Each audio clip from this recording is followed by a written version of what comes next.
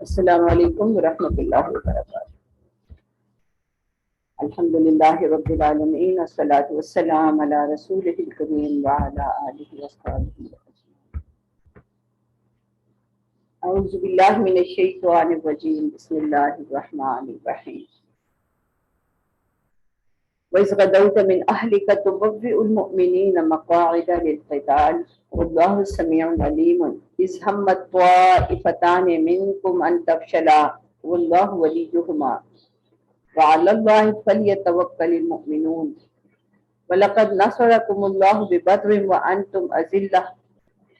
فاتقوا الله لعلكم تشكرون إذ تقول للمؤمنين ألن يكفيكم أن يمدكم ربكم بثلاثة آلاف من الملائكة منزلين بلى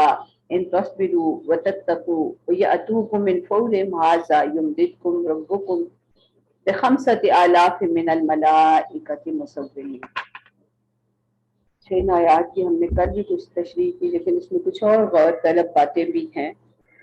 اس میں جو ایک بہت اہم بات ہے وہ یہ کہ یہاں پہ نبی صلی اللہ علیہ وسلم کو براہ راست خطاب فرما کے کہا جا رہا ہے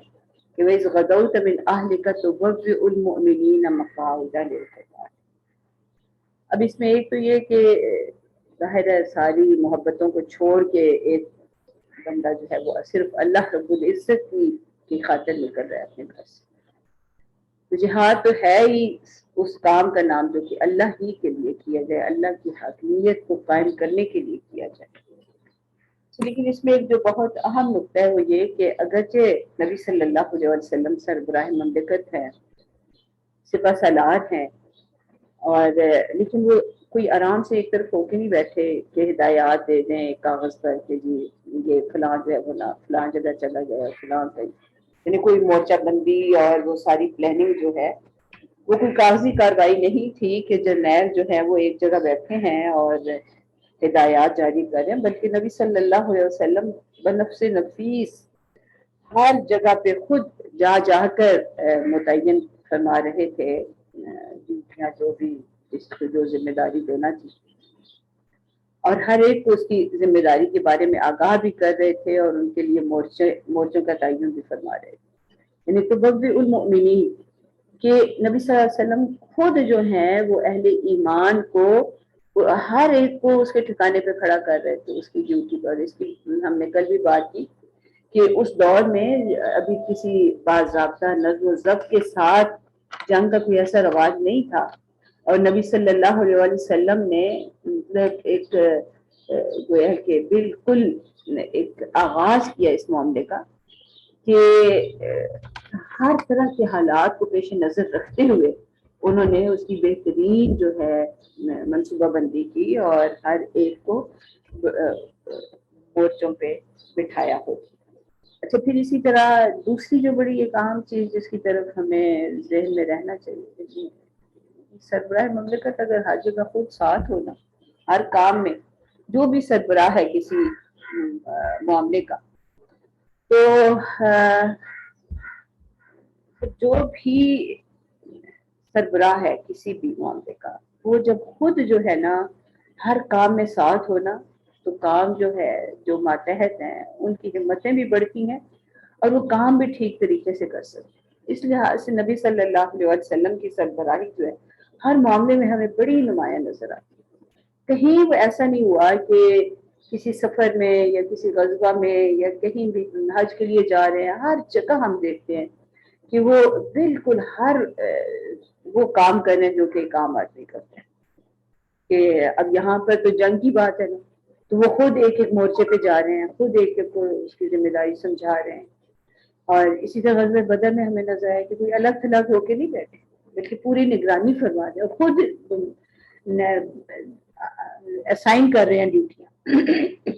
کہ کون کس کے مقابلے کے لیے نکلے گا، کون کس طرف سے حملہ کرے گا، کون کہاں پر ٹھہرے گا، کس کے ذمہ کون سا کام ہے، ساری ڈیوٹیاں، اور خود نگرانی بھی فرما رہے ہیں اور ساتھ بھی۔ اور یہ غزوہ احد میں ہمیں نظر آتے ہیں کہ کوئی الگ انہوں نے اپنے لیے محفوظ ٹھکانہ نہیں بنایا، بلکہ بیچ میں ہی رہے، بلکہ اس وقت جب کہ دوسرے راؤنڈ میں کچھ مسائل پیدا ہوئے اور لوگ افراتفری کا شکار ہوئے، اس وقت بھی نبی صلی اللہ علیہ وسلم اپنے مقام پر ڈٹے رہے اور بالکل بلکہ خود دوسروں کو حوصلہ دلانے والے تھے، حوصلہ بڑھانے والے کہ میدان چھوڑ کے انہوں نے میدان سے ہٹے نہیں ہیں. اور یہی معاملہ ہمیں پھر غزوہ حنین میں نظر آتا ہے کہ نبی صلی اللہ علیہ وسلم کے قدم ڈگمگائے نہیں اور وہ بیچ میں کھڑے رہے. تو یہ بڑی اہم بات ہے کہ سربراہ جو ہے وہ خود اگر قائم رہے اور خود ہمت پکڑے تو باقی قوم بھی جو ہے نا اس کو بھی ہمت حاصل ہوتی ہے، حوصلہ ہو جاتا ہے. تو ایک تو اس لحاظ سے بڑی اہم بات. دوسری ہم یہ بھی دیکھتے ہیں مختلف سفروں میں کہ جس طرح ایک عام آدمی ہر ذمہ داری لے رہا ہے تو آپ بھی لے رہے ہیں. لوگ کہتے ہیں کہ آپ آرام فرمائیں، ہم کر لیں گے سارے کام، لیکن آپ ہی ہیں کہ لکڑیاں بھی چن رہے ہیں، آگ جلانے میں بھی مدد دے رہے ہیں، کھانے پکانے میں بھی مدد دے رہے ہیں،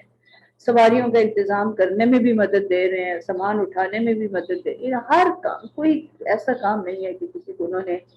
یہ کہا ہو کہ یہ میں تو کیونکہ سربراہ ہوں، میرا تو اسٹیٹس بڑا ہے تو یہ میرے لیول کا کام نہیں ہے. یہ تو مطلب انہوں نے ہر کام کو اپنے لیول کا ہی کام سمجھا، یا کسی کام سے انہیں یہ نہیں محسوس ہوا کہ اس سے کوئی میری شان میں کمی ہو جائے گی. تو یہ ایک جو اس معاملے میں بھی بہت زیادہ سبق جو ہے نا ہمیں سیکھنے کی ضرورت ہے. تو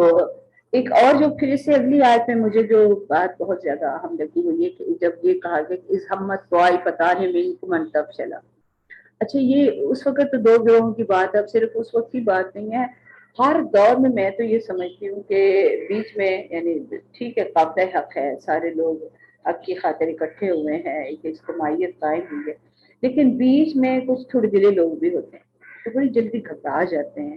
اور جو عافیت تلاش کرنے کی کوشش کرتے ہیں. تو اب یہ سربراہ کا کام ہے یا دوسرے لوگوں کا کام ہے کہ ان جن کے دلوں میں کچھ کمزوری آ رہی ہے انہیں بھی حوصلہ دیں، انہیں بھی اپنے ساتھ ملائیں، ان کی بھی ہمت بڑھائیں اور اللہ تعالیٰ سے دعا بھی کریں ان کے لیے. تو یہ انتشلات والا گروہ جو ہے نا یہ بھی ہر دور میں بیچ میں ہوتا ہے. تو اس معاملے میں بھی ہمیں گھبرانا نہیں چاہیے کہ لو جی یہ ہمارے اندر کیسے آ گئے، اور پھر اگر کوئی تفشلا والا گروہ آ جائے تو ایک ہمارے اندر دلوں میں خواہ بدگمانی بھی پیدا ہونی شروع ہو جاتی کہ پتہ نہیں یہ کیسے لوگ ہیں، یہ تو ٹھیک ہی نہیں ہے، اور ان کے خلاف جب ان کو اپنا دشمن ہی سمجھنا شروع کر دیا جائے یا مخالف سمجھنا شروع کر دیا جائے تو بالکل ہاتھ سے نکل جائیں گے نا. تو یہ بہت زیادہ جو ہے نا ایک اجتماعیت کو نقصان دینے والی بات ہوتی ہے کہ ایک تو ایک گروہ میں کمزوری پیدا ہوئی ہے. کچھ فطری بھی ہوتے ہیں، ہر بندے کی اپنی اپنی ہمت وغیرہ ہوتی ہے، ہمت حوصلہ ہوتا ہے، کوئی جلدی گھبرا جاتے ہیں. اب گھبرائے ہوئے لوگوں کو اپنے سے کاٹ کے پھینک دینا یہ تو کوئی پھر اچھی بات نہیں ہے نا. تو یہ بھی میں دیکھتی ہوں کہ بعض بات ایسا بھی ہم لوگ کر بیٹھتے ہیں اور اس کی وجہ سے بہت سارے لوگ ہیں وہ ہم سے دور ہو جاتے ہیں. تو چاہے یہ خاندان کی بات ہو، چاہے کسی اجتماعیت کی بات ہو، کسی گروہ کی بات ہو، کسی ادارے کی بات ہو، اداروں میں بھی ایسے. اداروں کو اگر مضبوطی سے چلانا ہے تو وہ لوگ جو کہ تفشلا یعنی جو کہ ہمت طائفتان منکم ان تفشلا یعنی جو اس مصیبت میں بیچارے مبتلا ہو گئے تو آپ یوں سمجھیے کہ یہ ان کو کچھ یہ بھی ایک طرح کا مرض ہی ہے، باطنی مرض ہی اس کو سمجھا جائے کہ دل میں کمزوری آ گئی، دل میں خوف بیٹھ گیا، ایک کوئی مروبیت سی طاری ہونے لگی. تو باقی لوگوں کا کام ہے کہ ان کو اس موقع پر ان کو سنبھال لیں اور ان کو حوصلہ دیں. اب نبی صلی اللہ علیہ وسلم نے تو کوئی کارروائی نہیں کی کہ بنو سلمہ یا بنو حارثہ کے افراد نے ایسا کیوں کیا، بلکہ انہیں بھی اپنے ساتھ ہی رکھا اور بعد میں بھی کبھی انہیں نہیں جتلایا کہ وہ تم تو وہ تھے نا اور ہم نے تمہیں سنبھالا. یعنی ایسی کوئی بات ہوئی نہیں کہ بعد میں بھی انہیں کوئی جتلایا گیا. ایک یہ اس معاملے میں بھی نا ان چیزوں کو، ان باتوں کو، یہ جو نفسیاتی عوامل ہیں ان کو ضرور ذہن میں رکھنا چاہیے ہر معاملے میں. اس طرح ویسے تو آپ جتنا سیرت کا پڑھیں گے نا اور اس میں جتنا نبی صلی اللہ علیہ وسلم کے طرز عمل کو دیکھیں گے اور مختلف معاملات میں ان کے حالات کو دیکھیں گے تو اتنا ہی ہمیں ہر معاملے میں رہنمائی ملتی ہے کہ ہمیں ایک دوسرے کے ساتھ کیسا معاملہ کرنا ہے، اپنے کمزوروں کے ساتھ کیا کرنا ہے اور اپنے قوت والوں کے ساتھ کیا کرنا ہے. تو سارا کچھ ہی جو ہے اس چیز کو ضرور دیکھنا چاہیے. اچھا پھر اس کے بعد تو اللہ تعالیٰ نے خیر بدر کی یاد دہانی کروائی کہ گھبرانے کی کوئی بات نہیں ہے. وَلَقَدْ نَصَرَكُمُ اللَّهُ بِبَدْرٍ وَأَنْتُمْ أَذِلَّةٌ. تو یہ غالباً اس وقت بھی یا تو رسول اللہ صلی اللہ علیہ وسلم نے خود اس گروہ کو حوصلہ دلانے کے لیے یہ دلیل دی کہ گھبرانے کی کیا بات ہے. اس وقت ہم اس سے بھی کمزور تھے, پھر بھی اللہ تعالیٰ نے ہماری مدد کی. اور یا اللہ تعالیٰ نے دلوں میں یہ ڈال دی بات, رسول اللہ صلی اللہ علیہ وسلم کے دل میں ڈالی, اہل ایمان کے دلوں میں ڈالی, اور ان لوگوں کے دلوں میں بھی ڈالی جن کے دلوں میں کوئی کمزوری آ رہی. تو بعض اوقات اللہ تعالیٰ خود دلوں کو تقویت دینے کے لیے ایسی کوئی دلیل سجھا دیتے ہیں. تو ایک دلیل یہ سجھائی کہ اب گھبرانے کی کیا بات ہے, ہم تو بدر میں تو اس سے بھی کمزور تھے. اس وقت تو ہر لحاظ سے, عسکری لحاظ سے, ہتھیاروں کے لحاظ سے, افراد کے لحاظ سے, ہر لحاظ سے کمزور تھے. لیکن اس وقت بھی اللہ تعالیٰ کی مدد آئی. تو فتح, نصرت اور یہ معاملات جو نا یہ اللہ کے ہاتھ میں ہوتے ہیں. اس کا عددی اکثریت یا عسکری قابلیت سے کوئی تعلق نہیں ہے. اس کا ٹھیک ہے, ہمیں حکم یہ ہے کہ پوری تیاری رکھو, جو کر سکتے ہو کرو, لیکن نتائج جو ہے نا یہ اللہ کے ہاتھ میں. تو یہ نہیں سمجھنا چاہیے کہ چونکہ ہماری تیاری بہت اچھی ہے تو اس لیے ہم تو بہت کامیاب ہوں گے. کامیابی اور ناکامی یہ اللہ تعالیٰ کی مشیت جو ہے نا, یہ فیصلہ جو ہے اللہ تعالیٰ کی حکمت اور مشیت کے تحت ہی ہوتے ہیں یہ فیصلے. اچھا اب یہاں پہ اگلی جو آیت ہے یہ بھی بڑی اہم ہے, اس کو بھی ذرا غور سے دیکھنے کی بات ہے. اس تقول, جب آپ کہہ رہے تھے. اب یہاں پہ نبی صلی اللہ علیہ وسلم گویا کہ اب خود اہل ایمان کو, یعنی آپ دیکھیے نا کس طرح ایک سربراہ جو ہیں وہ اپنے ساتھیوں کا حوصلہ بڑھانے کے لیے کیا انداز اختیار کرتے ہیں. تو اس تقول للمؤمنین, جب آپ اہل ایمان سے یہ کہہ رہے تھے, اللہ یکفیکم, کیا آپ کے لیے یہ بات کافی نہیں ہے, ان یمدکم ربکم, کہ آپ کی مدد کرے آپ کا رب, بثلاثۃ آلاف من الملائکۃ منزلین, 3000 فرشتے اتار کر, جو کہ پے در پے اتارے گئے, من الملائکۃ منزلین, جو کہ اتارے جائیں گے. بلا, ہاں. اب دیکھیے یہ یعنی نبی صلی اللہ علیہ وسلم اللہ کی مدد کا یقین دلا رہے ہیں, اور اللہ کی مدد فرشتوں کے ذریعے کیے جانے کی یقین دہانی کرا رہے ہیں. بلا, ہاں. ان تصبروا وتتقوا, ہاں اگر تم صبر کرو, استقامت دکھاؤ, وتتقوا, اور تقوی اختیار کرو, وَيَأْتُوكُم مِّن فَوْرِهِمْ هَٰذَا, اور اگر تم پر دشمن جو ہے فوری طور پر یا اچانک تم پر چڑھ دوڑے,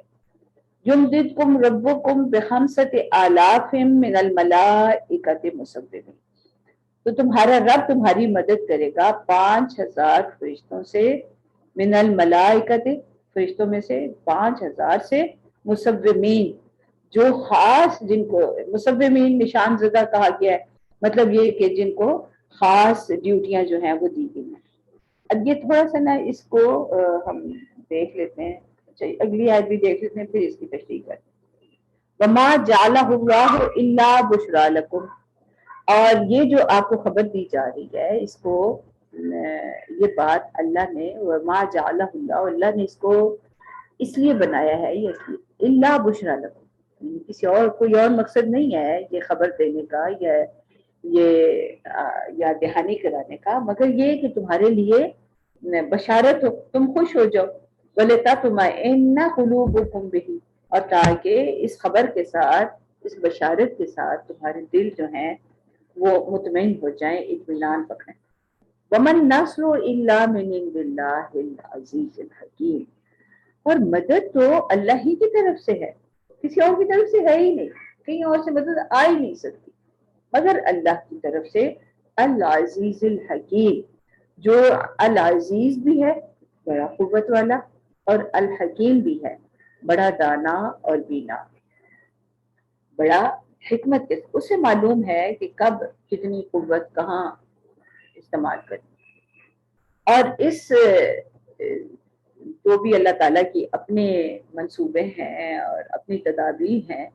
اس کا مقصد کیا ہے؟ لِيَقْطَعَ طَرَفًا مِنَ الَّذِينَ كَفَرُوا، تاکہ کفر، لِيَقْطَعَ تاکہ کاٹ ڈالے، طَرَفًا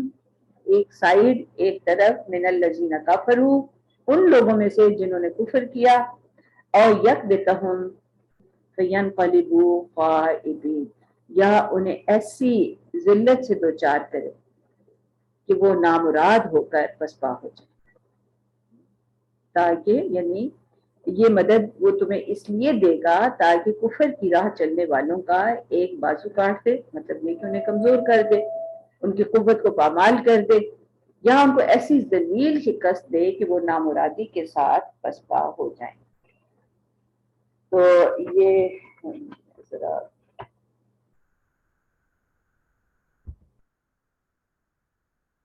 تقریباً سارے مفسرین نے اس کا ایسا ہی ترجمہ کیا ہے.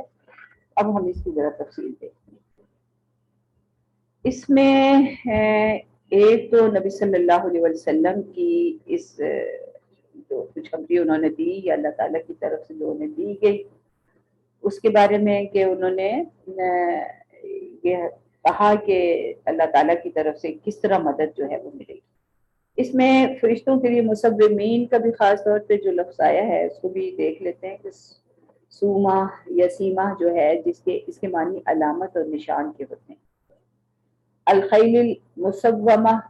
مسومہ ان گھوڑوں کو کہتے ہیں جن پر نشان رہتے ہیں، نشان زدہ گھوڑے. نشان زدہ مطلب جو کہ زیادہ کسی اعلیٰ صلاحیت کے حامل ہوں یا کوئی خاص کام ان سے لیا جانا مقصود ہے. تو فرشتوں کے لیے مصومین کی صفت سے ثمر کا اظہار مقصود ہے کہ اللہ تعالیٰ ان کو خاص اہتمام کے ساتھ اس مہم کے لیے بھیجے گا اور وہ خاص اس جنگ کے لیے اپنے امتیازی نشان اور بیج لگائے ہوئے آئیں. یہ اس بات کا حوالہ ہے جو نبی صلی اللہ علیہ وسلم نے مسلمانوں کا حوصلہ بحال کرنے کے لیے اس وقت فرمائی جب عبداللہ بن ابی اپنے 300 ساتھیوں کو لے کر واپس ہو گیا اور مسلمانوں کی بعض جماعتوں میں، جیسا کہ اس سے پہلے ذکر ہو چکا ہے، اس سے بددلی ہے. آپ نے فرمایا 300 آدمی الگ ہو گئے تو کیا ہوا؟ کیا تمہارے لیے یہ کافی نہیں ہے کہ اللہ تعالیٰ 300 کمزور اور پست ہمت آدمیوں کی جگہ، منافقین کی جگہ 3000 تازہ دم اتارے ہوئے فرشتوں کے ذریعے تمہاری مدد فرمائے؟ اتارے ہوئے سے مقصود اس عمل کی طرف اشارہ ہے کہ وہ اسی کار خاص کے لیے اللہ تعالیٰ کی طرف سے تازہ دم کمک کے طور پر آسمان سے اتارے جائیں. اچھا، یہاں پر اب 3 شرائط بھی اس مدد کی یا اللہ تعالیٰ کی مدد کب ملتی ہے. اس میں بلا، ان تصبروا وتتقوا، یہ 2 تو بنیادی شرائط ہیں نا، صبر اور تقوی. یہ اللہ تعالیٰ کی طرف سے نبی صلی اللہ علیہ وسلم کی بات کی تائید بھی ہے. یہ کہنے کہ بلا جو اللہ تعالیٰ کہہ رہے ہیں کہ ہاں جو نبی صلی اللہ علیہ وسلم کہہ رہے ہیں بالکل ٹھیک ہے. آپ نے جو امید مسلمانوں کو دلائی وہ اللہ تعالیٰ کی رحمت اور بھروسے کے پر دلائی کہ یہ 300 آدمیوں کی کمی 3000 فرشتوں سے پوری ہوگی. اللہ تعالیٰ نے اپنے نبی کی اس بات کی تائید فرما دی اور اپنے فضل سے اس پر 2000 فرشتوں کا اور اضافہ فرما دیا، لیکن اس شرط کے ساتھ کہ ان تصبروا وتتقوا، کہ اگر تم ثابت قدم رہے اور اللہ اور رسول کے احکام کی نافرمانی سے بچتے رہے. غزوہ احد کے واقعات شاہد ہیں کہ اللہ تعالیٰ نے اپنے اس وعدہ کو پورا کروایا. چنانچہ مسلمانوں نے اپنے پہلے راؤنڈ میں کفار کو اچھی طرح تیز کیا اور ان کو شکست دے دی. تو لیکن اس کے بعد جو دوسرے راؤنڈ میں مسائل پیدا ہوئے تو اس کی کچھ وجوہات ہیں جس کا اللہ تعالیٰ آگے چل کے خود ہی اس پر تبصرہ فرمائیں گے. تو ویسے یہ تو اللہ تعالیٰ جو آیت ہے کچھ اس طرح ہے، وَلَقَدْ صَدَقَكُمُ اللَّهُ وَعْدَهُ، اللہ نے تو اپنا وعدہ سچ کر دکھایا. اس تحسونہم بِإِذْنِهِ، جب تم اللہ کے حکم سے ان کو اچھی طرح پامال کر رہے تھے، ان کو تحقیق کر رہے، تحسونہم کہ بالکل ختم ہی کر رہے، حتیٰ اذا فشلتم، حتیٰ کہ پھر تم نے کمزوری دکھائی، وتنازعتم فی الامر، اور معاملے میں اختلاف کیا، وعصیتم من بعد ما اراکم ما تحبون، اور تم نے اس وقت نافرمانی کی جبکہ اللہ نے تمہیں وہ چیز دکھائی جو تمہیں پسند. منکم من یرید الدنیا ومنکم من یرید الآخرہ ثم صرفکم عنہم لیبتلیکم، تم میں سے کچھ دنیا کے طالب ہوئے، کچھ آخرت کے، تو اللہ تعالیٰ نے تمہارا رخ ان سے پھیر دیا تاکہ تمہیں آزمائش میں ڈالے. تو اس میں بہرحال اس وقت جو بھی مسائل پیش آئے اس میں صحابہ کرام نے بڑی جان فشانی دکھائی، یعنی دوسرے راؤنڈ میں بھی ہمیں بڑے بڑے بہترین بہادری اور شجاعت کے نمونے ملتے ہیں، فدائیت کے نمونے ملتے ہیں، یعنی ایسے کہ پوری تاریخ، انسانی تاریخ جو ہے اس کہتے ہیں کہ اس کی نظیر پیش کرنے سے قاصر ہے۔ حضرت ابو دجانہ رضی اللہ تعالیٰ عنہ، یہ پوری تفصیلات اگر آپ غزوہ احد کی دیکھیں نا،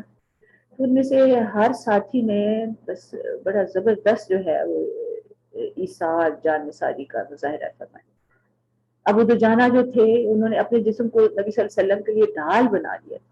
کہ ہر آنے والا تیر اپنے سینے پر کھاتے تھے۔ حضرت طلحہ نے بھی اسی طرح اپنے بدن کو چھلنی کرا لیا تھا، لیکن حضور کی رفاقت کو نہیں چھوڑا۔ حضرت انس بن مالک کے چچا حضرت انس بن نضر غزوہ بدر سے غیر حاضر رہے تھے، اس لیے ان کو اس کا بڑا افسوس تھا، آرزو کرتے تھے کہ اب اگر کوئی موقع ہاتھ آیا نا تو اپنے دل کی حسرت پوری کرو۔ جب کچھ دن کے بعد غزوہ احد کا واقعہ پیش آیا تو انس بن نضر شریک ہوئے۔ جب کچھ انتشار کی کیفیت ہوئی تو اور کفار کا سیلاب عمدہ چلا آ رہا تھا تو یہ اپنی تلوار لے کر آگے بڑھے۔ حضرت سعد سے ملاقات ہوئی تو کہنے لگے سعد کہاں جا رہے ہو؟ میں تو احد کی اس دامن میں جنت کی خوشبو محسوس کر رہا ہوں۔ یہ کہہ کر آگے بڑھے اور شدید قتال کے بعد اپنی جان شہید ہو گئے۔ اسی طرح ہر ایک کسی کوئی تو ان میں سے یہ دعائیں کر رہا تھا کہ میرا تو کسی بڑے سخت کافر سے میرا ٹاکرا ہو، میرا مقابلہ ہو، وہ مجھے مارے، میں اس کو ماروں، میں اس پر غالب ہوں، وہ مجھ پر غالب، حتیٰ کہ پھر وہ مجھ پر غالب آئے، میری گردن میں، میرے سینے میں تلوار اتار دے اور پھر میرا مسئلہ کرے، میرے ناک کاٹے، میرے کان کاٹے، اور میں جب اللہ کے پاس حاضر ہوں تو اللہ تعالیٰ کہیں گے کہ یہ تمہارے کان کی درد اور تمہارے ناک کی درد، تو میں کہوں مولا آپ ہی کے راستے میں جائیں۔ لیکن کیسے کیسے ان کو تھے۔ اور اسی غزوہ میں ہمیں ام عمارہ، وہ خواتین کے بھی بڑے جرت اور بہادری کے نمونے ملتے۔ ایک تو ام عمارہ کہتے ہیں جدھر دیکھتے تھے وہی کہ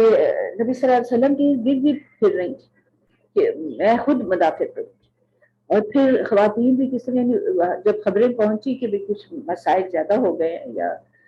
نقصانات زیادہ ہو رہے ہیں تو خواتین بجائے کہ گھروں میں چھپتی وہ دوڑی چلی ہیں کہ زخمیوں کو سنبھالیں اور ان کو پانی پلانا اور ان کو سارے معاملات۔ تو یہ ساری باتیں یعنی غزوہ احد جو ہے اس میں بہت سارے جو اہم اسباق ہیں وہ تو بھی آگے چل کے پتہ چلے۔ تو یہ چیز جو ہے نا ہمیشہ اہل ایمان کے ذہنوں میں رہی، اور کہا گیا کہ اللہ تعالیٰ جیسے یہاں پہ کہہ رہے ہیں کہ غزوہ بدر میں باوجود قلت تعداد کے مسلمانوں کو فتح ہوئی، غزوہ احد میں بدر کی نسبت زیادہ تھے پھر بھی مسائل سے دوچار ہونا پڑا۔ تو اس میں یہ بھی اللہ تعالیٰ کی طرف سے جو سبق دیا گیا وہ یہ کہ اہل ایمان کو کبھی کثرت ساز و سامان پر نہیں جانا چاہیے، بلکہ ہمیشہ اللہ تعالیٰ کی جانب دیکھے اور اس کے ساتھ اپنا تعلق مضبوط رکھے، اس لیے کہ مدد تو وہیں سے حاصل ہونی ہے اور نتائج تو اللہ ہی کے ہاتھ میں۔ غزوہ جنگ یرموک حضرت عمر رضی اللہ تعالیٰ عنہ کے دور میں ہوئی تو اس وقت یہ ہوا کہ محاذ جنگ سے حضرت عمر کو مزید فوجی کمک پہنچنے کے لیے لکھا گیا اور قلت تعداد کی شکایت کی گئی۔ تو حضرت عمر رضی اللہ تعالیٰ عنہ نے انہیں تحریر بھیجی، خط لکھا کہ آپ اس میں جو خط جو روایت ہوا ہے ابن کثیر میں وہ کہتے ہیں کہ میرے پاس تمہارا خط آیا جس میں تم نے زیادہ فوجی مدد طلب کی ہے، لیکن میں تم کو ایک ایسی ذات کا پتہ دیتا ہوں جو نصرت کے لحاظ سے سب سے زیادہ غالب اور فوج کے لحاظ سے زیادہ محفوظ ہے، اور وہ اللہ رب العالمین کی ذات ہے، لہٰذا تم اسی سے مدد طلب کرو۔ محمد صلی اللہ علیہ وسلم کو بدر میں باوجود قلت عدد کی مدد دی گئی۔ جب میرا یہ خط تم کو پہنچے تو ان پر ٹوٹ پڑو اور مجھ سے اس سلسلہ میں کوئی مراجعت نہ کرو۔ اس واقعہ کے راوی بیان کرتے ہیں کہ جب ہم کو یہ خط ملا ہم نے اللہ کا نام لے کر کفار کے لشکر کثیر پر یکبارگی حملہ کیا جس میں ان کو شکست فاش ہوئی۔ حضرت فاروق اعظم کو معلوم تھا کہ مسلمانوں کی فتح و شکست قلت و کثرت پر نہیں ہوتی بلکہ اللہ پر توکل اور اس کی مدد پر موقوف ہے، جیسا کہ قرآن کریم نے غزوہ حنین کے بارے میں اس حقیقت کو وضاحت کے ساتھ فرمایا، یوم حنین اذ اعجبتکم کثرتکم فلم تغن عنکم شیئا، غزوہ حنین کو یاد کرو جب کہ تم کو اپنی کثرت پر ناز ہو گیا تھا تو یہ کثرت تم کو کوئی فائدہ نہیں پہنچا سکتی۔ تو یہ سارے معاملات جو ہیں ان کو دیکھتے ہوئے اس میں جو توکل کا بھی ایک ہے، یعنی اپنی طرف سے تو تدابیر پوری کرنی ہے نا، تو توکل جو ہے یہ بھی بہت اعلیٰ صفات میں سے ہے، اور اس کو بھی دیکھنا چاہیے کہ مطلب کس طرح کیا جاتا ہے۔ اس میں اس کا مطلب یہی ہے کہ جتنے اسباب مہیا ہو سکتے وہ تو کرنے، جو تیاری کی جا سکتی وہ تو کرنے، جتنا اختیار ہے، جتنی ہمت ہے، جتنے وسائل مہیا ہے، لیکن بہرحال نتائج اللہ کے سپرد ہے۔ اور اگر ظاہری اسباب زیادہ مل جاتے ہیں نا، یا دلوں میں کوئی آ جاتی ہے جرت اور قوت آ جاتی ہے، تو ان ساری ظاہری اور باطنی جو بھی اسباب ہیں ان پر فخر اور ناز نہ کریں۔ یہ جو بعض کا ہم کہتے ہیں اب ہم اتنے، اور اب ہمارے پاس یہ، اور ہم یہ، اور ہم وہ، ہم تو یہ بھی کر رہے ہیں، یعنی اپنا میں جو ہے نا کہ میں یہ کر رہی ہوں، میں وہ کر رہی ہوں، یا ہم نے یہ کیا ہوا ہے، اپنے یہ جو انداز ہے نا اپنی اچیومنٹس کا بار بار شہرت کرنی اور بڑا فخر سے جتانا، یہ کوئی اچھی بات نہیں ہوتی۔ نبی صلی اللہ علیہ وسلم کو فتح مکہ کے موقع پر بھی جو آپ کے الفاظ ہیں نا، ہر وقت جو ہے نا میں تو کہتی ہوں انہی کو ذہن میں رکھنا چاہیے۔ اس میں نبی صلی اللہ علیہ وسلم نے اللہ تعالیٰ کی حمد و ثنا کے بعد جو الفاظ کے وہ بڑے زبردست ہیں کہ صدق وعدہ، اس نے اپنا وعدہ سچ کر دکھایا، نصر عبدہ، اس نے اپنے بندے کی مدد کی، وہزم الاحزاب وحدہ، اور اس نے تنہا تمام لشکروں کو شکست دی۔ اب اس میں کہا نبی صلی اللہ علیہ وسلم نے یہ کہا کہ اس میں ہماری قربانیوں کا بھی حصہ ہے، اس میں ہمارا خون بھی گیا، اس میں ہماری محنتیں بھی ہوئیں، اور یہ بھی، اور کوئی کبھی انہوں نے ایسا نہیں کہا، اور بلکہ یہ کہ ہزم الاحزاب وحدہ۔ میں یہ سمجھتی ہوں کہ ہمیں بھی نا ہر وقت جو ہے نا یہ لفظ جو ہے نا اپنے ذہنوں میں رکھنا چاہیے کہ ہزم الاحزاب وحدہ، لشکروں کو شکست دینا اللہ کا کام، بلکہ صرف لشکروں کو ہی کیا، ہر معاملے میں اگر کوئی اچیومنٹ ہوئی ہے، کوئی اللہ تعالیٰ کی طرف سے مہربانی ہوئی ہے، کوئی کامیابی نصیب ہوئی ہے، تو یہ اللہ کا کرم، یہ اللہ تعالیٰ نے ہزم الاحزاب وحدہ۔ یہ نا اس پر جتنا اس کا تو میں کہتی ہوں اس کا تو باقاعدہ اس نبی صلی اللہ علیہ وسلم کے اس قول کے اس حصے پر تو مراقبہ کرنا چاہیے، غور کرنا چاہیے، اور اپنے اوپر نافذ کرنا چاہیے اس کو، کہ میں بھی بسا اوقات جو ہے نا بڑے اپنے حوالے دیتی ہوں، میں نے یہ کیا تو اس لیے یہ وہ، میں نے یہ، اپنے بندہ بہت جتاتا ہے، تو بلا میں ہوں کیا، مجھ سے ہوا کیا، اللہ نے توفیق دی تو اگر کچھ کروا لیا تو اس کی مہربانی، پتہ نہیں اس کے ہاں قبولیت بس ہو جائے تو وہی میرے لیے تو غنیمت ہے۔ تو کچھ کہ میں کہوں کہ میری اس محنت کی وجہ سے یا میری اس پلاننگ کی وجہ سے کامیابی ہوئی، یہ بڑا غلط تصور ہے، اور اس کو اپنے ضرور اس پر اپنی نظر رکھنی چاہیے۔ یہ کبر جو ہے نا یہ اللہ تعالیٰ کے ہاں بالکل سارا کیا کرایا بس غارت ہو جاتا ہے۔ تو ابھی نبی صلی اللہ علیہ وسلم میں ہم دیکھ رہے ہیں کہ یعنی جو اسٹریٹجی تھی، جو اپنی ہمت کے مطابق اسلحہ بھی فراہم کیا، محاذ جنگ پر پہنچے بھی، مورچے بھی بنائے، سب کچھ کیا، لیکن پھر توکل جو ہے، بھروسہ جو ہے وہ اللہ ہی پر ہے کہ اب کامیابی اللہ تعالیٰ دینے والا، اللہ تعالیٰ ہی دیں گے تو ہوگا۔ تو یہ اس چیز کو بہت زیادہ غور کرنے کی بات ہے۔ اس کے بعد جو اگلی بات ہے نا اس پہ اس سے بھی زیادہ غور کرنے کی ضرورت ہے، کہ یہ جو کہا گیا ہے کہ یمدکم ربکم، جو اللہ تعالیٰ کی طرف سے ایک تو یمدکم ربکم بثلاثۃ آلاف من الملائکۃ منزلین، اور اسی طرح یمدکم ربکم بخمسۃ آلاف من الملائکۃ مسومین۔ تو یہ جو بات ہے نا کہ فرشتوں کی امداد جو ہے وہ کیوں بھیجی جاتی ہے، تو فرشتہ تو ایک بھی ہو تو کافی، اس کے لیے 3000 یا 5000 کی کیا ضرورت تھی؟ فرشتے تو اب دیکھیں نا حضرت لوط علیہ السلام کی قوم کی طرف جب فرشتے بھیجے گئے تو وہ کوئی ہزاروں کی تعداد میں تو نہیں بھیجے گئے تھے نا، وہ چند ہی تھے، اب 2 تھے 4 تھے جتنے بھی تھے جو حضرت ابراہیم علیہ السلام کے پاس پہلے آئے اور پھر حضرت لوط کی طرف گئے، تو وہ تو مطلب گنتی کے 2-4 ہی تھے جو کہ تھے. یعنی فرشتوں کو تو اللہ تعالیٰ نے ایسی طاقت بخشی ہے کہ ان میں سے ایک ہی جو ہے نا وہ پوری بستی کا تختہ الٹ سکتا ہے، پوری قوم کو تباہ کر سکتا ہے. تو حضرت لوط علیہ السلام کی قوم کے لیے کہا جاتا ہے نا کہ صرف حضرت جبرائیل نے ہی اس کو الٹ دیا، یا جو بھی جس کی بھی ڈیوٹی اللہ تعالیٰ نے لگائی ہوگی. تو پھر اتنا بڑا لشکر بھیجنے کی کیا ضرورت، پھر 3000 یا 5000 کی کیا بات. تو اگر 3000 5000 آئے تھے تو پھر تو ایک کافر بھی نہیں بچنا چاہیے تھا. اچھا یہاں حضرت مفتی محمد شفیع صاحب رحمۃ اللہ علیہ وہ اس کی بڑی وضاحت فرماتے ہیں، بلکہ کسی اور تفسیر میں نے اتنی وضاحت نہیں دیکھی. تو اس کو اب ہم ذرا تفصیل سے دیکھ لیتے ہیں کہ اس کا کیا مقصد ہے. تو اس میں ہے وہ کہتے ہیں کہ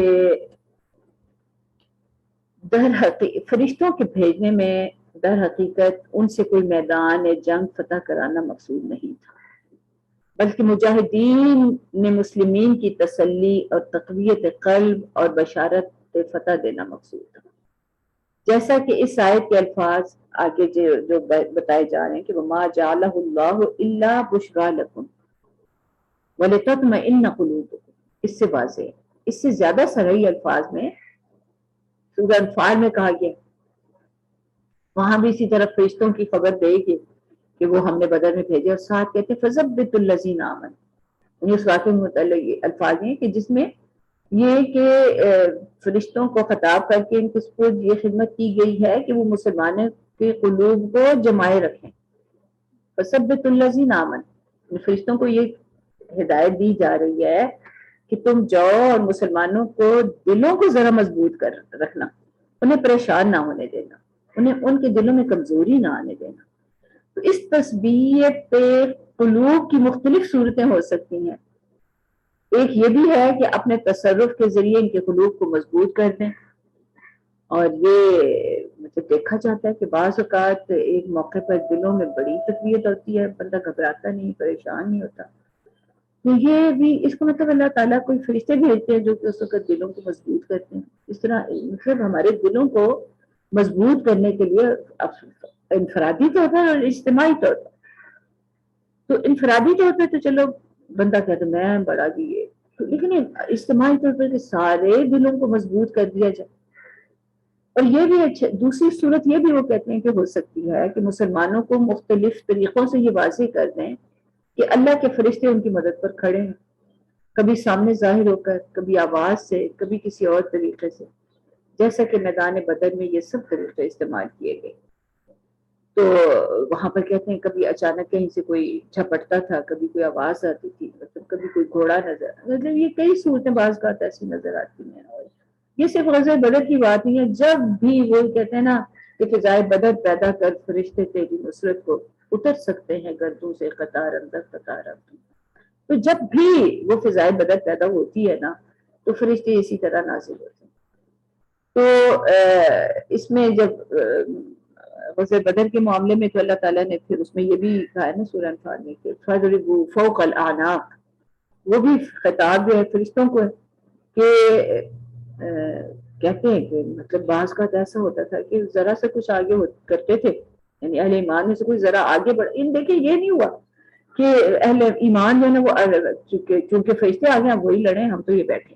ایسا کسی نے نہیں کہا. وہ آگے ہوئے ہیں، انہوں نے ہتھیار ہاتھ میں لیے ہیں، وہ آگے بڑھ کر انہوں نے حملے کیے ہیں. آگے اب ابو جہل کا اگر سر جو ہے تن سے جدا ہو گیا یا وہ اپنے گھوڑے سے گر گیا تو یہ کوئی اب کبھی معاذ معوض نے یہ نہیں کہا کہ یہ ہمارا کمال ہے، یہ اللہ تعالیٰ کی مشیت سے ہوا. پھر کہتے ہیں کہ ایک بندہ مومن جو ہے وہ ارادہ کرتا ہے اور وہ آگے بڑھتا ہے اور دیکھتا ہے کہ اس کے دشمن کا سر جو ہے وہ خود ہی بدن سے جدا ہو گیا. تو یہ بہت سارے اس طرح کی مشاہدات جو ہیں غزوہ بدر میں بھی ہوئے اور بعد میں بھی. تو یہ سب مشاہدات اسی سلسلہ کی کڑیاں ہیں کہ ملائکہ اللہ تعالیٰ نے مسلمانوں کو اپنی نصرت کا یقین دلانے کے لیے بھیجے. اور اظہار یوں فرمایا کہ گویا وہ بھی قطار میں شریک ہیں، اور دراصل ان کا کام مسلمانوں کی تسلی اور تقویت قلب تھا، فرشتوں کے ذریعے میدان جنگ فتح کرانا مقصود نہیں تھا۔ اس کی واضح دلیل یہ بھی ہے کہ اس دنیا میں جنگ و جہاد کے فرائض انسانوں پر عائد کیے گئے ہیں، اور اسی وجہ سے ان کے فضائل و درجات حاصل ہوتے ہیں۔ اگر اللہ تعالیٰ کی مشیت یہ ہوتی کہ فرشتوں کے لشکر سے ملک فتح کرائے جائیں تو دنیا میں کفر و کافر کا نام ہی نہ رہتا، حکومت و سلطنت کی تو کیا گنجائش تھی۔ مگر اس کارخانہ قدرت میں اللہ تعالیٰ کی یہ مشیت ہی نہیں، یہاں تو کفر و ایمان اور اطاعت و معصیت ملے جلے ہی چلتے رہیں گے۔ تو ان کے فیصلے کے لیے تو حشر کے دن، یہاں پر تو اہل ایمان کا بھی امتحان ہی ہے کہ تم کتنا اٹھتے ہو، کتنا آگے بڑھتے ہو۔ تو جو وعدے غزوہ بدر میں ہوئے، جن کا سورہ انفال میں ذکر ہے، پھر آل عمران میں ذکر ہے، تو اس میں جو حکمت ہے وہ یہ کہ بس تقویت دینا، کہ جیسے غزوہ بدر میں کہا گیا کہ مسلمانوں نے مخالف کی تعداد 1000 دیکھی تو اللہ تعالیٰ نے کہا کہ اللہ تعالیٰ تمہاری مدد کے لیے 1000 فرشتے بھیج دیں گے۔ اب یہاں پر جب دشمن کی تعداد 3000 تھی تو کہا گیا کہ تمہاری مدد کے لیے 3000 فرشتے بھیج دیں گے۔ تو یہ سلسلہ جو ہے نا یہ ہمیشہ ہوتا ہے۔ اسی آیت میں اس تعداد کو چند شرطوں کے ساتھ بڑھا کر یہاں پہ جو 5000 کیا گیا تو وہ شرطیں 2 تھیں۔ ایک یہ کہ مسلمان صبر اور تقوی کے مقام اعلیٰ پر قائم رہیں، دوسرے یہ یعنی پھر یا 3 آپ کہہ لیں کہ صبر ہے جس کا مطلب ثابت قدمی ہے کہ میدان میں جمے تو رہیں اور گھبرائے نہیں اور تکلیفوں پر شور نہ مچائیں، اور تقوی یعنی نافرمانی کا کوئی کام نہ ہونے پائے۔ لیکن نافرمانی اگر میدان جنگ میں بھی ہوتی ہے نا تو اس پر بھی گرفت ہو جائے گی، کوئی وہاں پہ یہ چھوٹ نہیں ملے گی تو دیکھو نا میرا اتنا کام کر رہے ہیں، چلو کوئی بات نہیں، اتنی غلطی ہوگی تو خیر۔ اللہ تعالیٰ تو اہل ایمان کو بڑے ایمان کے اعلیٰ درجے پر ہی قائم دیکھنا چاہتے ہیں۔ اچھا دوسرا جو ہے نا اس میں اہم بات یہ ہے کہ اگر دشمن اچانک حملہ کرے یا زیادہ قوت کے ساتھ حملہ کرے تو یہ یک بارگی حملہ جو ہے نا اس میں پھر اللہ تعالیٰ کہتے ہیں کہ پھر یہ جس کو کہا گیا وَيَأْتُوكُم مِّن فَوْرِهِمْ هَٰذَا ان تصبروا وتتقوا وَيَأْتُوكُم مِّن فَوْرِهِمْ هَٰذَا، تو پھر یہ ہوتا ہے کہ يُمْدِدْكُم رَبُّكُم بِخَمْسَةِ آلَاف، پھر فرشتوں کی تعداد اور بھی بڑھا دی جاتی ہے، یعنی مدد جو ہے نا وہ زیادہ ہو جاتی ہے۔ تو اب یہ بہرحال اس میں بہت ساری باتیں ہیں کہ اچھا پھر غزوہ اور میں 3000 فرشتے آئے یا 5000 ہے، جو بھی آئے اس سے ہمیں کیا، لیکن نتیجہ تو بہرحال یہی رہا کہ بالآخر کفار ہی پسپا ہوئے اور میدان چھوڑ کے بھاگ نکلے۔ اس میں تھوڑی سی کچھ اور جو تفصیلات ملتی ہیں میں وہ بھی ذرا سامنے رکھوں۔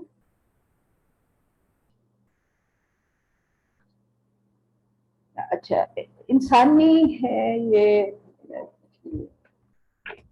عبدالرحمن بن ناصر سعدی صاحب جو ہے یہ اپنی تفسیر میں لکھتے ہیں کہ اسی آیت کی تفسیر میں کہ بلا ان تصبروا وتتقوا ویأتوکم من فورہم ھذا یمددکم ربکم یرجعون، تو گویا کہ نفوس انسانی تقوی کی خصائل کی معرفت کے مشتاق ہوئے جن کے ذریعے سے فتح و نصرت اور فلاح و سعادت حاصل ہوئی۔ اس لیے اللہ تعالیٰ نے ان آیات میں تقوی کی اہم ترین خصائل کا ذکر فرمایا جن کو اگر بندہ مومن قائم کر لے تو پھر دوسرے خصائل تقوی کو بطریق اولا اختیار کرے گا۔ اللہ تعالیٰ نے ان آیات کریمہ میں تقوی کا لفظ 3 بار ذکر فرمایا ہے۔ ایک مرتبہ بغیر کسی قید کے علی الاطلاق ذکر فرمایا، اعدت للمتقین جو متقین کے لیے تیار کی گئی ہے، اور 2 دفعہ تقوی کا ذکر مقید طور پر کیا گیا واتقوا اللہ اور واتقوا النار، اللہ سے ڈرو اور آگ سے ڈرو، آگ سے بچو۔ بس اللہ تعالیٰ کا ارشاد یا ایھا الذین آمنوا قرآن میں جہاں کہیں بھی یوں آتا ہے کہ اے ایمان والو فلاں کام کرو یا فلاں کام چھوڑ دو، اللہ تعالیٰ کا یہ ارشاد اس بات پر دلالت کرتا ہے کہ ایمان ہی وہ سبب ہے جو اس حکم کی اطاعت کا داعی اور موجب ہے اور اس نہیں سے اجتناب کا باعث ہے، کیونکہ ایمان ان تمام امور کی تصدیق کامل کا نام ہے جن کی تصدیق واجب ہے اور اعضاء کے اعمال کو مستلزم ہے۔ چنانچہ انہیں کئی گنا سود کھانے سے مطلب دنیا کے اس پر منع کیا گیا. اچھا یہ خیر میں آگے چلی گئی میرا خیال. اچھا یہاں پر یہ جو وَإِن تَصْبِرُوا وَتَتَّقُوا لَا يَضُرُّكُمْ كَيْدُهُمْ شَيْئًا پہلے کہا جا چکا ہے. اور پھر یہ بھی وَمَا جَعَلَهُ اللَّهُ إِلَّا بُشْرًا. تو وَمَن نَّصْرُ وَلِتَطْمَئِنَّ قُلُوبُكُمْ بِهِ اور پھر وَمَن نَّصْرُ إِلَّا مِنْ عِندِ اللَّهِ. یہ سارے جو ہے نا اللہ تعالیٰ کی طرف سے یقین دہانیاں ہو رہی ہیں کہ اپنے اسباب پر اعتماد نہ کرو بلکہ اسباب سے تمہارے دلوں کے اطمینان کے لیے ہیں. اصل پتہ جس کا کوئی مقابلہ نہیں کر سکتا وہ تو اللہ کی مشیت ہے. وہ اپنے بندوں میں سے جس کی مدد کرنے کا ارادہ فرما لے وہی فتح یاب ہوتا ہے. اگر وہ چاہے تو اس فریق کی مدد کرے جس کے پاس اسباب ہیں، جیسے عام طور پر مخلوق میں اس کی سنت جاری ہے. اگر چاہے تو کمزور اور معمولی فریق کی مدد کرے تاکہ اس کے بندوں کو معلوم ہو جائے کہ سب کام اس کے ہاتھ میں اور سب معاملات کا دار و مدار اسی کی مرضی پر ہے. تو اس میں جو اگلی بات ہے کہ لِيَقْطَعَ طَرَفًا مِنَ الَّذِينَ كَفَرُوا أَوْ يَثْبِتَهُمْ فَيَنقَلِبُوا خَائِبِينَ. یعنی مقصد کیا ہے؟ تاکہ یہ جو اللہ تعالیٰ کی طرف سے مدد آئی تاکہ کفار کی قوتوں کو کمزور کیا جائے. اس میں وہ کہتے ہیں کہ کفار کی ایک جماعت کو کاٹ ڈالے، یعنی وہ قتل ہو جائیں یا قید ہو جائیں یا ان کے شہر پر مسلمانوں کا قبضہ ہو جائے یا ان کا مال غنیمت کے طور پہ حاصل ہو. اس طرح اہل ایمان کو قوت حاصل ہو اور کافر ذلیل ہو جائیں، کیونکہ اسلام کا مقابلہ کرنے اور اسلام سے جنگ کرنے کی قوت انہیں یا افراد سے حاصل ہوئی ہوتی ہے یا ہتھیاروں سے یا مال سے یا زمین سے. اور وہ تینوں چیزیں جب اہل ایمان کے ہاتھ میں آ جائیں گی تو اس سے ان کی قوت ختم ہو جائے گی. تو ان میں سے کسی بھی چیز کا ختم ہونا یا مسلمانوں کے قبضے میں آنا ان کی قوت میں کمی کا باعث بن جاتا ہے. تو دوسرا مقصد یہ ہے کہ کافر اپنی قوت و کثرت پر اعتماد کر کے مسلمانوں کو نقصان پہنچانے کی خواہش کرتے ہیں، بلکہ اس کی انتہائی شدید ہر حرص میں مبتلا ہو کر اپنی طاقت اور اپنا مال صرف کرتے ہیں. دیکھیں نا کہاں ساری دنیا سے اکٹھے ہو کے آ جاتے. پھر اللہ تعالیٰ جنگ میں اہل ایمان کی مدد کر کے انہیں ناکام کرتا ہے، کفار کو، حملہ آوروں کو ناکام کرتا ہے. وہ اپنے مقاصد حاصل نہیں کر پاتے بلکہ خسارہ اٹھا کر غم اور حسرت لے کر واپس چلے جاتے ہیں. تو جب مطلب جتنا بھی آپ غور کریں نا، جب بھی اس طرح مارکا کوئی درپیش ہوا ہے نا تو اللہ تعالیٰ اہل ایمان کی جو مدد کرتے ہیں تو وہ ان دو امور سے خارج نہیں ہوتی. یا ان پر اللہ تعالیٰ مسلمانوں کو فتح نصیب کرتے ہیں یا کفار اپنی کوششوں میں ناکام و نامراد ہوتے ہیں.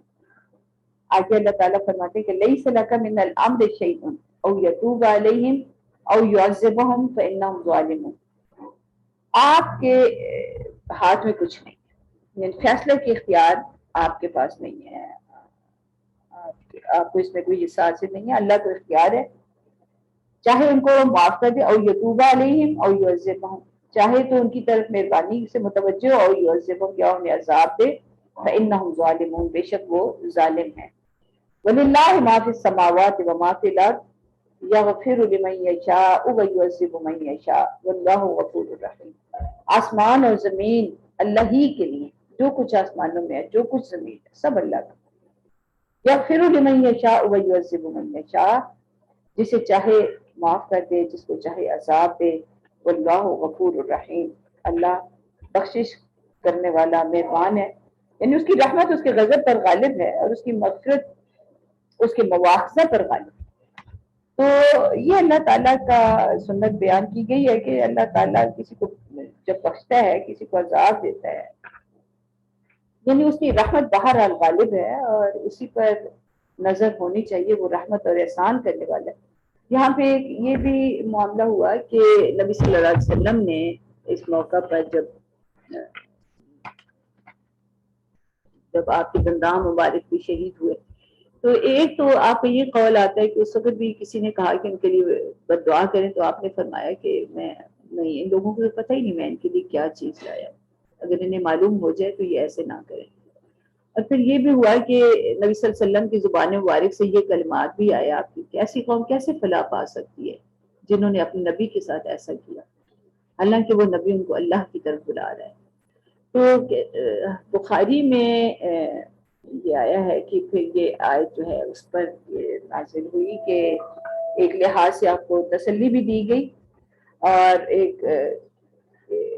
بہرحال ان معاملات میں کہ کسی کو ہدایت دینا نہ دینا یہ اللہ کے اختیار میں ہے، تو آپ اس معاملے کو اس پر پریشان ہونے کی ضرورت نہیں۔ تو جو اس میں ہے کہ جعلہ ہو، اس میں وعدہ نصرت ہے، اور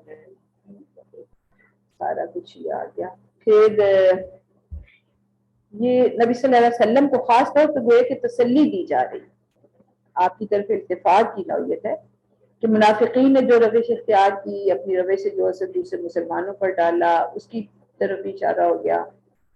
پھر آپ کو یہ بھی تسلی دی کہ اس معاملے میں آپ کا کوئی دخل نہیں ہے، نہ اس پر آپ کی کوئی ذمہ داری ہے کہ اگر کوئی لوگ کمزور پڑتے ہیں یا ساتھ نہیں دیتے، نہ کفار کے معاملے میں آپ پر کوئی ذمہ داری ہے،